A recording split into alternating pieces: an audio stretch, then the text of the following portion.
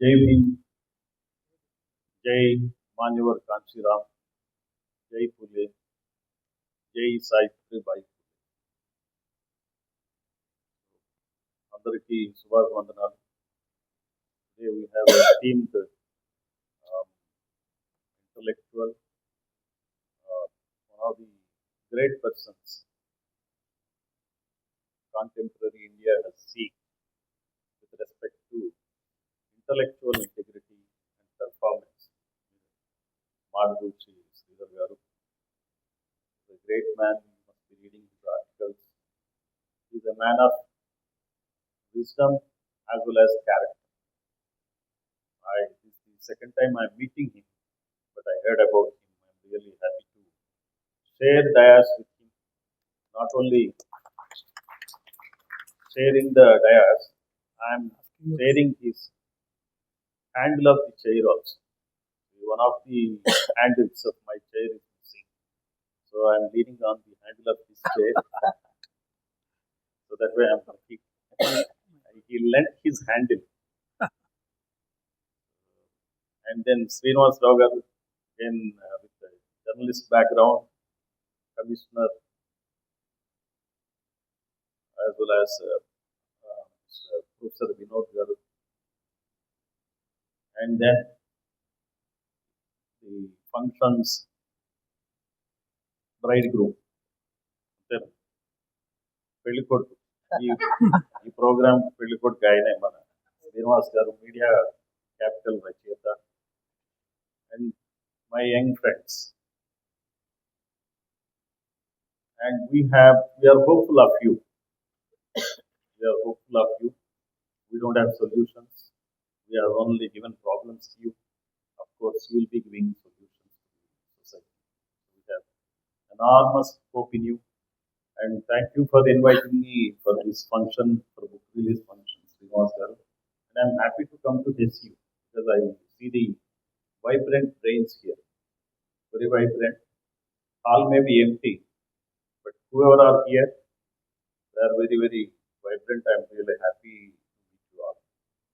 Coming back to this book, Media Capital. I don't know whether I can switch over to Telugu.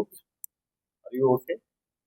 But again, this is a case of mass communication, no? Media capital, communication that matters a lot. So better I think non-Telugu friends will be helped by Telugu friends. So I expect you to communicate later. Yeah. Okay. So now, this media, as you know, I need not tell you, one of the important pillars of the Indian democracy. Whatever degeneration we are seeing in the society, it is happening in all walks of life, including media. Everything has become business in the country today. Politics is the biggest business that's happening in the country. And media is again a business which is with the politicians running the country, shaping up the opinions, diverting the attention of the people from the real problems. So media is actually ruling the roost for the rulers. They are working for the rulers basically, not for the people, not for the masses. Then judiciary, we have seen, you need a lot of money to get justice from these courts of India today. You have to have well-paid lawyers to get justice. And it's always delayed justice. It is always delayed justice, as bad as like denying justice. So executive, again part of the same political executive, I need not comment about it. They are with the politicians today. We don't find rule of law.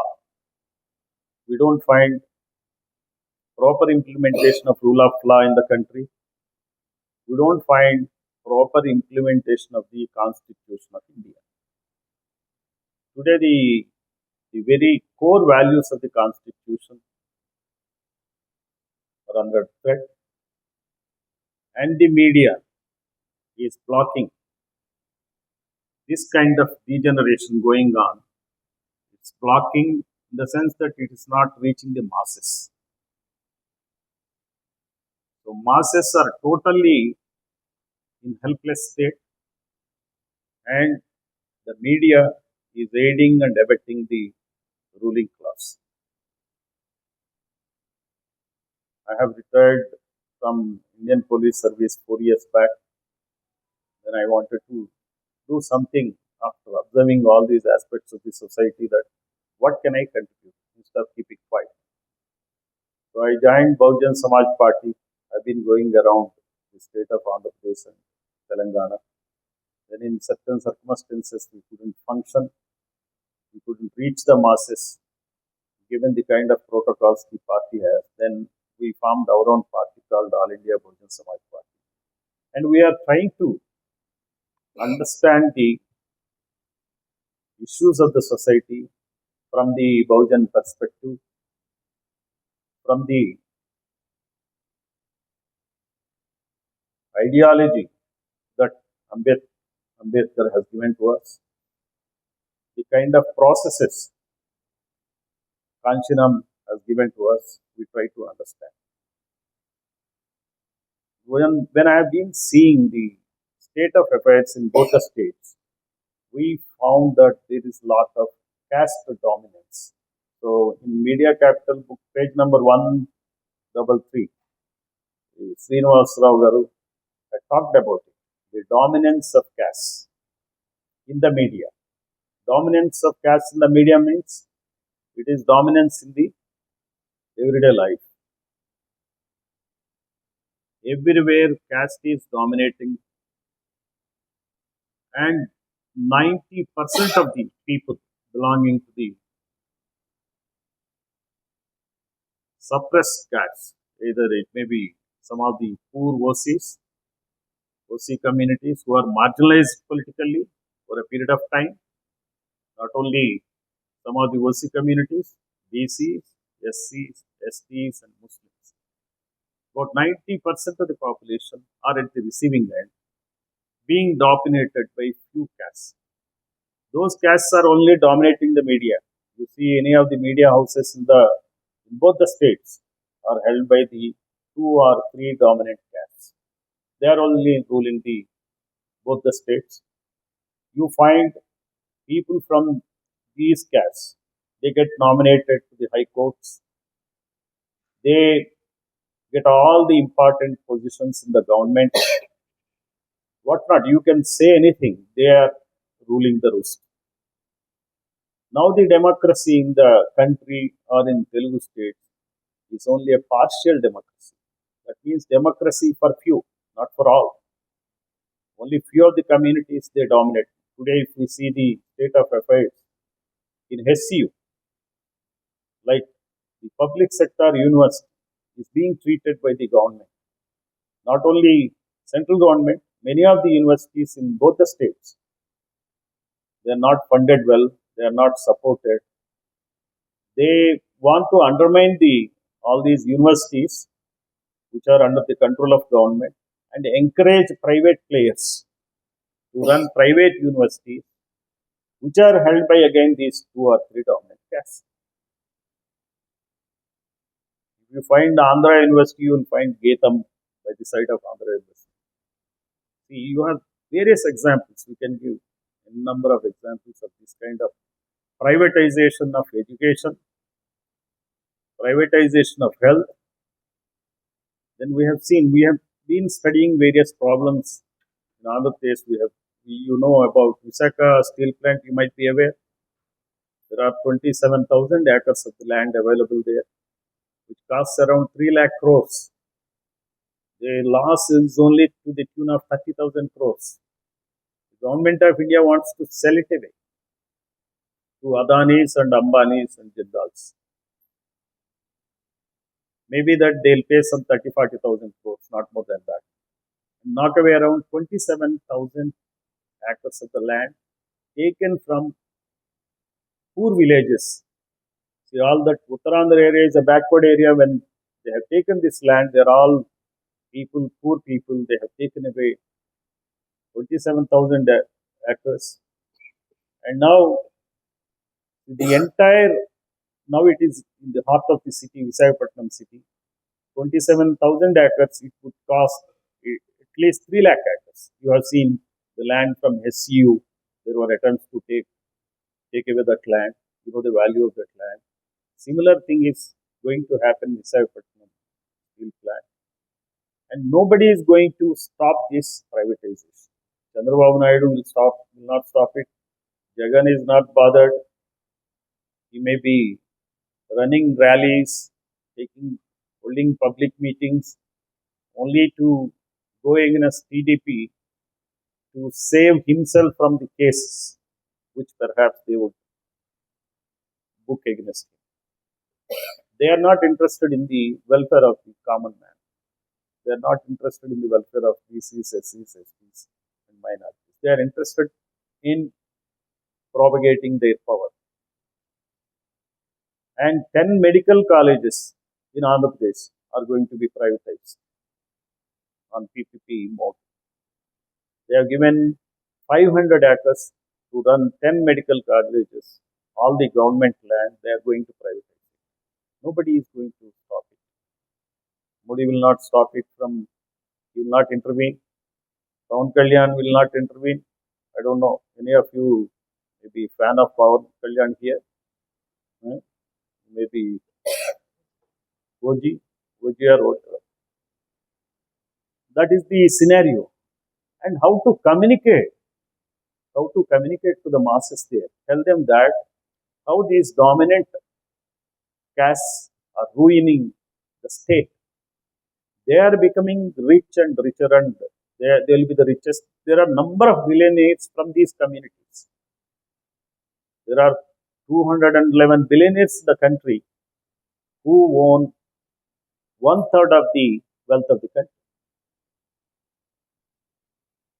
Who own 1/3 of the wealth of this country. 211, just 211 billionaires.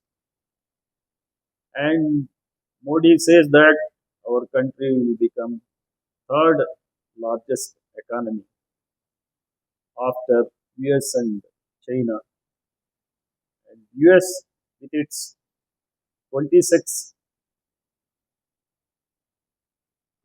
billion dollars, and 18 China, and 26 trillion dollars, and 18 China, 3 India it may get 5 trillion. How does it matter?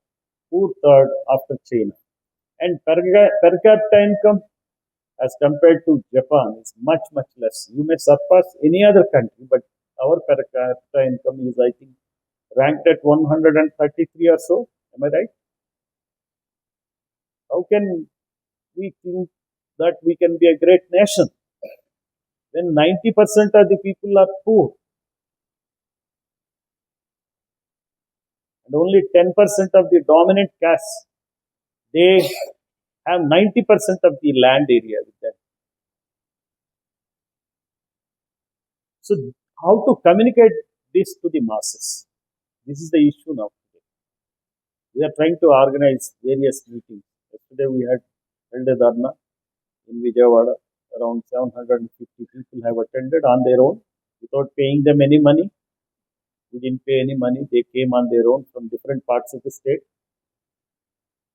So that went on from 11 o'clock to 4 o'clock. We just provided them lunch, normal vegetarian lunch, frugal lunch. There is lot of frustration in the people, and we are unable to connect it. Unless and until we connect these people, bring them onto a platform, and then make them go to the polling stations, vote against these parties, teach them a lesson. See, this kind of process, how we can make it, is very important challenge what we have. What I thought, we will do our bit of organizing it, reaching the people, and then perhaps you are the people now, your future of the society. You should think over how to connect these dots of frustration and make it a big flow of a river and flood these dominant communities who are really exploiting the wealth of the nation. And entire democracy is at peril now. Entire democracy is at peril. It appears to be everything is peaceful. We don't know what will happen in due course of time. We have seen what happened in Nepal and other parts. People may say something else, that the foreign agencies are responsible for this, but there is something here also happening, something wrong happening here in the country, that has to be corrected. Don't let us not throw blame on others. You have to correct yourself. The leaders of the country, they have to correct themselves. You don't work for Adanis and Ambanis and Jindals and your own community people. You work for everyone. Democracy is for everyone. So this is the kind of communication, how best we can communicate with the people, that is the real challenge. And as we see, Gen Z appears to be the real solution, their own thought process, the way they can take up the issue, perhaps it may correct the kind of wrongdoings happening in this country. And one more thing I will just narrate to you and leave this that when we verified, when I talk about caste dominance, I have to give some data to you also. See, unless and until it is supported by data, it's of no use. When we studied, we enumerated the castes of the MLAs in both Telangana and Andhra Pradesh. Coming to Telangana, what we find that the MLAs belonging to three communities: Reddy, Kamma, Velama. They are almost 50% of the assembly. They form 50% of the strength of the assembly. If there are 119 MLAs in Telangana assembly, there are 43 Reddys, 13 Velmas, and 4 Kammas. And BCs are more than half of the state. They say it is 56%. Out of 119 MLAs, how many should have been there? At least 60. There are only 19 MLAs. Why is it happening so? Thanks to Ambedkar, SCs and STs,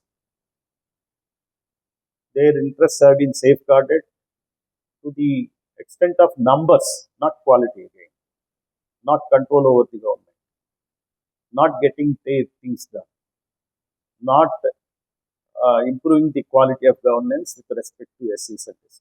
But the numbers are there, that according to the proportion of the population, MLAs are there. Whether they are able to take care of the interests of SCs and STs, that is again a $1 million question. They are not. They are unable to do it because they don't have enough strength. They are being dominated by Reddys and Kammas and Valmas. Where is the question of they taking care of their own population? Same is the case with Andhra Pradesh also. I have 2 booklets. I'll give you these 2 booklets. Whoever would like to have it, please go through this information. Try to do your bit in disseminating the information. And that's how, unless and until, as these 3 things are given, no, Ambedkar, what he has talked about, educate. Let us educate them. Let us join hands, educate the people, and then organize ourselves. That is only the solution to save the Indian democracy. Thank you for giving me.